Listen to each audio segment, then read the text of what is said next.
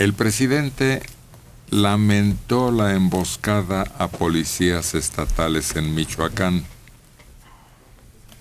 Se supone que integrantes del cartel Jalisco Nueva Generación, en que perdieron la vida 13 uniformados en Apatzingán, Aguililla, un camino que va a esas dos localidades, pero reiteró su confianza en que la estrategia que implementa su gobierno ayudará a pacificar al país.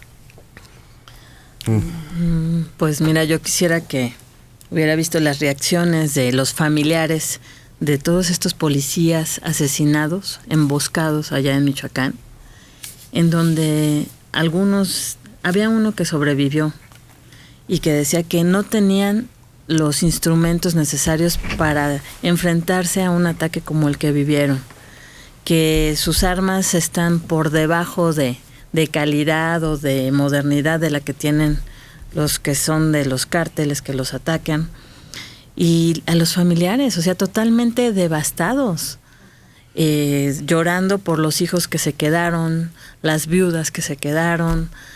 Todos estaban en una actitud de reproche, de hacer que, en este caso, Silvano Aureoles, que es el gobernador de Michoacán, tuviera alguna reacción en donde les dijera, bueno, ¿sabe qué? ¿Nos va a dar más armamento? ¿Nos van a capacitar mejor o qué? Porque realmente somos carne de cañón. Nos mandan a la guerra sin fusil. No están aptos para poder llevar esta guerra, o como la quieran llamar, estos enfrentamientos con la delincuencia. No queremos que se manden más elementos al matadero. Así los matan, señor, gritaban familiares al gobernador, quien durante un acto en la ceremonia de despedida a las víctimas aseguró que la respuesta contra los grupos criminales debe ser con la fuerza pública y no con consejos. Los delincuentes no entienden, requieren la respuesta y la determinación del Estado, la determinación de la entrada de todas las instituciones y toda la capacidad de nuestras Fuerzas Armadas y nuestras corporaciones policíacas. No entienden de consejos. ¿A quién se estaría refiriendo el gobernador? ¿Al presidente? Claro. Que recomendó que las abuelitas y los padres entendieran y solucionaran esa situación. Sí. Armando Rey, si no pueden, pidan ayuda internacional. Hace falta mano de hierro en todo el territorio nacional. Imponen ley y orden. ¿Y que nosotros estamos mancos? Resultaría peor el remedio que la enfermedad. Claro. De Azcapotzalco. Ángel Reina Vázquez, 80 años. ¿Qué opinan de lo que pasó ayer en Guerrero? Ahora fue al revés. Murieron todos los delincuentes y solo un oficial. Ya son 14 los delincuentes caídos hasta ahora. Ayer criticaban mucho ustedes a las autoridades. Pues comentábamos, si a usted le parece crítica agresiva, pero era crítica simplemente. Todavía no se comprueba. Tal vez recogieron armas y tal vez tengan cara de fascinerosos, pero todavía nos falta saber, ¿todas esas víctimas eran culpables? ¿Estaban dentro de la gresca agrediendo a el ejército mexicano? Pero es lo curioso, lo disparejo de los criterios, ¿no? En el caso de los soldados muertos, se puede decir, bueno, ¿y todos esos soldados eran realmente soldados? No, es claro que eran delincuentes y claro que eran soldados, por favor. Pues estamos viviendo una serie de enfrentamientos derivado de la búsqueda de bandas de criminales muy agresivas que cuando son encontradas son liquidadas. O deberían de ser liquidadas. O deberían ser liquidadas. Pero ahí entramos otra vez a discutir, es que la mortandad del ejército y abate con todos y no podemos permitir eso. Y eran delincuentes, tenían armas. Desde el momento en que tienen armas y atacan al ejército, deberían de ser delincuentes o clasificados como tal. Me regreso al de los policías un poquito. Los policías ya habían sido amenazados. Detuvieron a unos, tuvieron un enfrentamiento el ejército y estos policías con un grupo igual. El juez los dejó libres por lo mismo, porque preguntó, ¿a poco estos buenos hombres eran delincuentes? Si son campesinos que tienen armas de alto calibre. Y los dejó libres. Y esos criminales, cuando se fueron libres, dijeron, los vamos a matar a todos. Ese mismo juez que liberó a los criminales fue el que mandó a los policías a proteger a una mujer y a su hija. Entonces vemos que hay un círculo vicioso, porque empezamos a pensar, ¿es que un hombre armado es un delincuente? Creo que debemos de cambiar esos criterios y apoyar al ejército y tenerle confianza, igual que al ejecutivo. Pero si empezamos a dudar de sus acciones y de sus obras, flaco favor les vamos a hacer. Lo preocupante, altamente preocupante, son las víctimas mortales.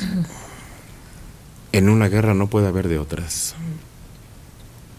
Es que además los que atacaron a los policías en Michoacán llevaban todos armas largas y los policías llevaban puras armas cortas, creo que una o dos largas, pero los otros llevaban armas de primera. Vehículos blindados. Sí, y en el caso de Guerrero también llevaban armas largas y vamos a suponer que tenían un arma para su defensa personal.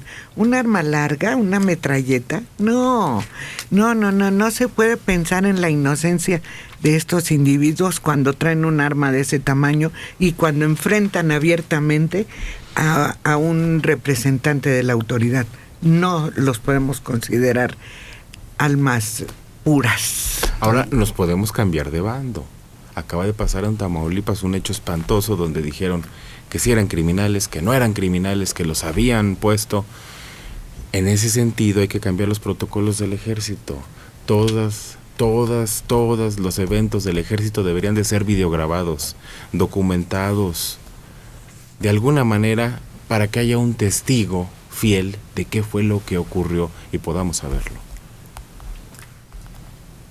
Perdón. No, estaba yo pensando esto. Tienen armas y se enfrentan al contrario, saben que pueden matar y pueden morir. Desgraciadamente no hay medias tintas ahí, van a todo o nada. Entonces, además está prohibido un arma larga en manos de un civil. Ya allí hay un delito. Con eso ya es un delito. Nada más la diferencia está en grados. Tomarlo preso si no pone resistencia y si enfoca el arma contra la autoridad, pues hacerlo lo conducente. Terrible. La situación es lo que preocupa en general. Serán los jueces y las autoridades actuales las que determinen y señalen más datos de cuál es la evidencia de que unos fueron agresores y que otros como víctimas eran responsables del desorden que ha causado los grupos criminales. Y tú dices el desorden. Hay que ver, hay que volver a los tiempos del Estado de Derecho, en donde el ejército era e inamovible, hacía lo que tenía que hacer y lo hacía bien y nosotros estábamos seguros. Ahora el ejército también está en entredicho, cosa que no está bien en ningún país, un ejército en entredicho. La autoridad lo es, y la autoridad es simplemente la responsiva y el respaldo de las instituciones.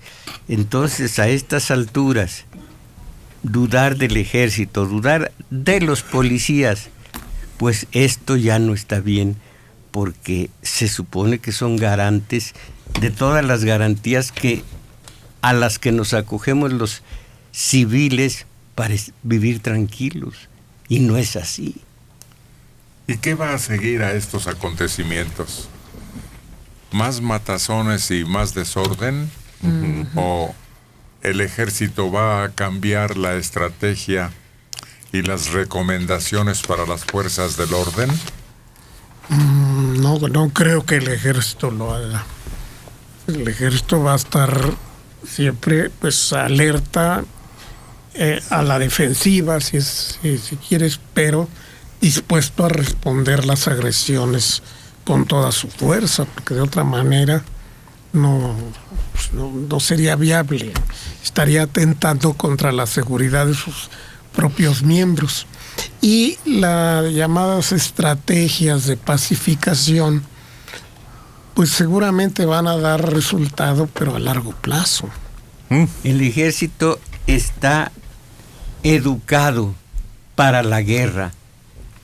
Por lo mismo, debe tener tanto poder que evita la guerra. Nadie se puede poner con el ejército, que está hecho para matar o morir, para la guerra. Cosa que los policías pues son preventivos, es otra cosa. Un ejército que realmente lo sea, está preparado, está educado, está entrenado para la guerra, que por lo mismo la evita. Su propia fuerza evita la guerra. Es que aquí yo metería dos palabras claves. Una para el ejército, abatir. Y otra para la policía, someter. Que es cuando ya puedes detener a alguien y tal vez exista una investigación y todo. Pero después de los hechos que hemos visto, yo creo que las fuerzas de la policía, como del ejército, incluso de la Fuerza Aérea, todos ellos, ya están en un dilema en decir o ellos o nosotros. No creo que exista punto medio en donde se pongan a distinguir a ver qué hacemos. ¿Nos dejamos que primero nos disparen para ver si nosotros les respondemos? Es que ahorita, como hemos visto las cosas, ya no hay medias tintas. En el momento en que se topan con un grupo delictivo, el grupo delictivo va contra todo. O sea, no los va a dejar a medias, no los va a espantar, los va a matar. Y yo creo que ellos ya están conscientes de esta situación después de todas las noticias que hemos recibido. Pero su fuerza ya está mermada. El ejército, se enfrentan al ejército así con esa sencillez. Y para que alguien o algunos se enfrentaran al ejército, y puede volver a suceder cuando el ejército vuelva a hacerlo, nadie se le pone enfrente. Hay dos escenarios. En uno, la fuerza oficial fue atacada y se causaron los muertos de los policías que iban a una misión. Y la otra, cuando el ejército enfrenta a civiles armados, y esos son las víctimas. ¿Cuál de estos dos escenarios va a seguir vigente? El primero, y el segundo es tan trágico como el primero. Es que estamos perdiendo, creo que, todo el panorama, porque es que el ejército no se le va a enfrentar y preparado. No es cierto. Perdió un elemento el ejército.